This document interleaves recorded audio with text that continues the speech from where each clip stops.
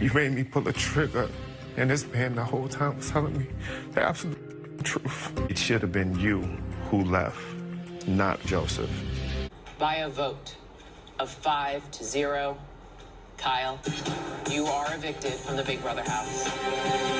Boom! What's up, everybody? It's Brian Keith, and I'm back with another video. And with the vote of 5-0, Kyle has been evicted from the Big Brother house. But how did he get to this position? Let's find out. Like, comment, subscribe, and let's get into the video. Let me check my shit real quick. Hotter than the fire coming out my flaming lips. You wanna play with me? You can't play in me. On the playground, bitch, you can't play with me. Got it, won it, securing the bag. What's up, y'all? So basically, it's the fall of Kyle. And I'm watching this basically live, and I'm just pausing throughout. And I'm looking at Kyle's, like, the whole... his thought process about this whole alliance, how he was like, yeah, you know, Monty Joseph Taylor has all these ties with Indy, Jasmine, and Terrence. And I'm just still confused on this, on the fact, because Jasmine, Indy, and Terrence did not like Taylor. Jasmine was weary of Joseph. Monty did not want nothing to do with Indy. I'm like, this was such a dysfunctional six. So I'm still trying to figure out with Kyle. Where did you get this from? It just came out of the clear blue sky, literally. Like, I get where Michael and Brittany's concerns came from, like not assuming that people were working together just because of race and just because of last season. And I mean, from the pattern of the votes and how people got evicted, I mean, obviously they weren't working together. But yeah, Kyle literally destroyed his game with last week. And I feel like he destroyed his game by talking to Michael. Michael threw a Hail Mary, like I said before, and it just worked out in his favor. So we leave off with Brittany and Kyle basically having a conversation, and Brittany's basically letting him know, like, whatever you were assuming in your head, it was based in unrealistic situations that did not even have any grounds to even be brought up. Nobody was trying to create this narrative of the cookout like it was last year.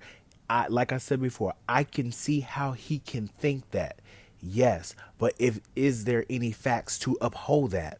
No. The only two people, Taylor was only cool with Joseph, to be honest, and everybody else, like, to be honest, Monty probably still want to get rid of Taylor, but I like the fact that Kyle's basically going around to everybody, like I said, doing the apology tour and trying to figure out why this is the narrative. And like Brittany, she's basically telling him, like, look, this is what it was, and I wasn't going to pick your side ever because I just don't feel like it was right, and I can do nothing but respect it. So Kyle just outright and said it, like, do you think I'm a racist? And she's like, no, it's very complex. I'm still on the fence with the situation. I can't say if he is or not because of, like I said, I can see how someone would think that after last year, like, okay, are these people working together? That thought would pop in someone's head, and I'll give that to him. But to try to force this narrative, which he did try to force a narrative by going to Michael, then going to Brittany, and then really trying to cement this, like, hey, we need to work together.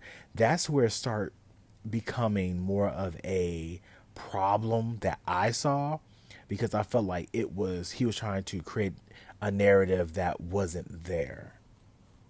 So like I said, Kyle is going around doing his apology tour, and he goes with Monty and Terrence and just basically trying to give him the rundown that we already know, this narrative that, like, he thought that everybody was working together.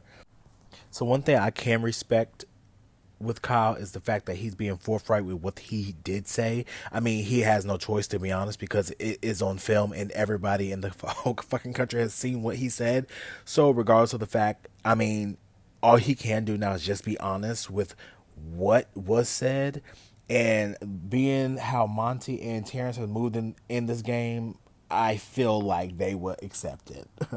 So while Kyle is speaking, Terrence is basically slowly realizing that Joseph was telling the truth. It's been played, you know what I'm saying? I was told Monty, Joseph, and Taylor are running the leftovers. They are running the leftovers. Everything in that backyard sent Joseph in a spiral that he couldn't understand why he was spiraling.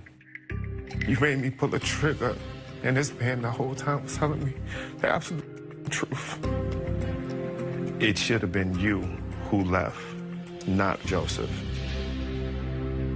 And Terrence starts crying because I feel like he feels responsible, not in a good way, but in a bad way, because Kyle should have been the one that went home. He's saying that, you made me think, because Kyle was the first person to get to Terrence, but he was like, you made me think that these negative things about Joseph, and I pulled the trigger on him because of you. And that's going to be a tough pill to swallow. If I did that and I felt some type of way, and I sent someone home, regardless of demographics, race, and all that, but if I sent someone home and it was under false pretenses, I would feel guilty on that one, and I would just have to take the L on that. So now Kyle's asking for, he apologized, he asking for advice, and here's my thing. I feel like we're in 2022 going on 2023, and me personally, I'm not here to educate anyone on how to be a decent human being. And there's so many documentaries, so many books and things that people learn in school, even though they're trying to take some stuff out of school. But I shouldn't have to be the one all the time to have to just like march up and just like, this is what you got to do. This is why I deserve respect.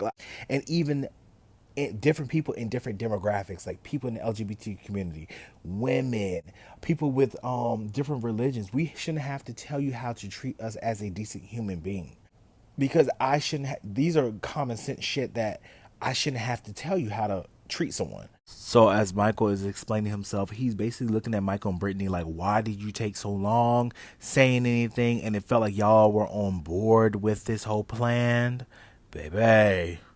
And Michael's rebuttal is, how can you sit here and say you're the one that said the comments, and then you want to point the finger at us like, how dare you didn't say anything? Like, you made the comments. Yeah, I might have entertained it or had something in my head, but people have to realize, like, this is a game. So anything you say can affect the course of your game. So if they would have been like, oh, rah, rah, rah, rah, rah, then that would have probably caused friction. So they probably sat on it, processed it just to make sure, like, am I crazy? Talked to each other after Kyle talked to both of them separately, and then came to that consensus. And like I said before, Terrence, he brings up the question, like, why did you guys wait so long? It makes it seem like you knew this was about race and with the game, but you said nothing. You sat by as a bystander and let him go on this diatribe about us for almost 3 weeks.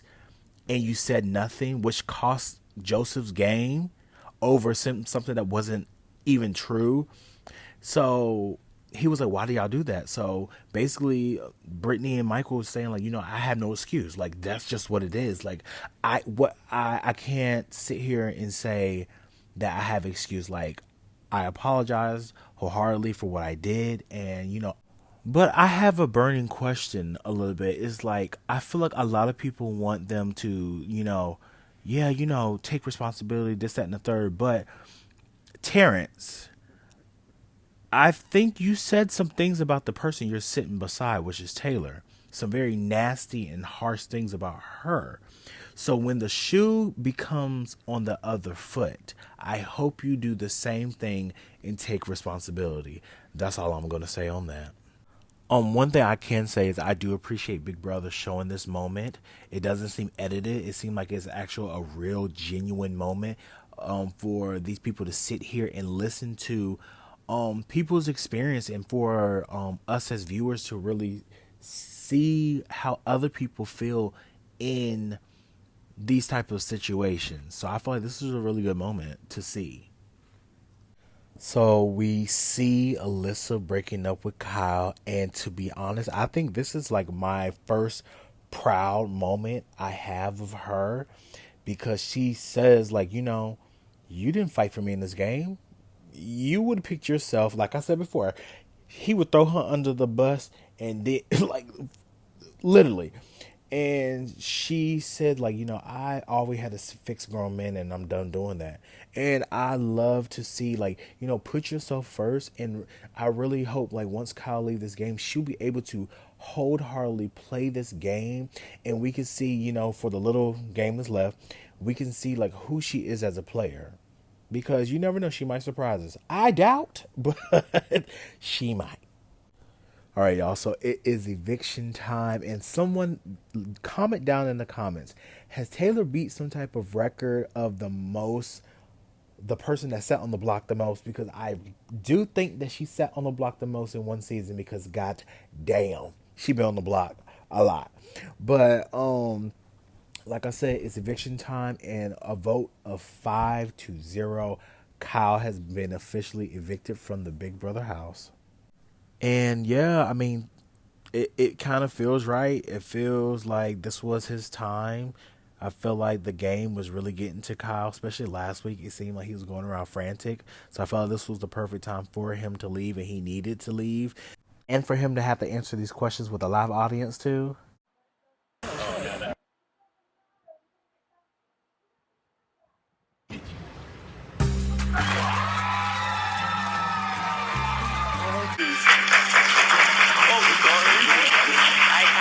Welcome. We have to. Being that Kyle has officially been evicted, like when he go on his press tour or when he talks to the other jury members, he's gonna have to come to terms with the non-biases and the words that he said. Like I said before, I can commend someone for being honest. Do I feel like he was being honest in the situation that he had to be? Yeah, but I'm not about to sit here and nitpick on this situation. I felt like by Kyle leaving, it opens the door for other people to really shine and become better players. I feel like Terence is getting into his groove. I feel like Alyssa can finally shine and we can see what type of player she is. But I feel like this was the perfect time for Kyle to leave. Also, we did not get a live HOH competition yet again. Irritating, but whatever. And it's gonna be exciting to see who's gonna win. Who do you guys think is gonna win at HOH? Like I said before, it's gonna be hard for them to even beat Michael at this point. Michael's winning everything. I feel like he knows he's gonna have to win. From the clips I saw at the end of the show, it looked like Taylor was doing good. She was in good form, and Strides was really good. Monty looked like he was like trailing behind Taylor, so I'm going towards Monty or Taylor to win HOH. But if Michael wins HOH, then I feel like he knows he has to, and he needs to put up Turner and Terence, because those are the two that basically would quickly pull the trigger on Michael. Terence will pull the trigger on Michael because Michael doesn't have any ties to Terence, and Terence doesn't have any loyalty. And the whole situation that Michael and Brittany kept information from Terence, especially about what Kyle said, is an easy excuse to put them on the block. But let me know what you guys think. Like, comment, subscribe, and I'll see you guys in the next one. Peace.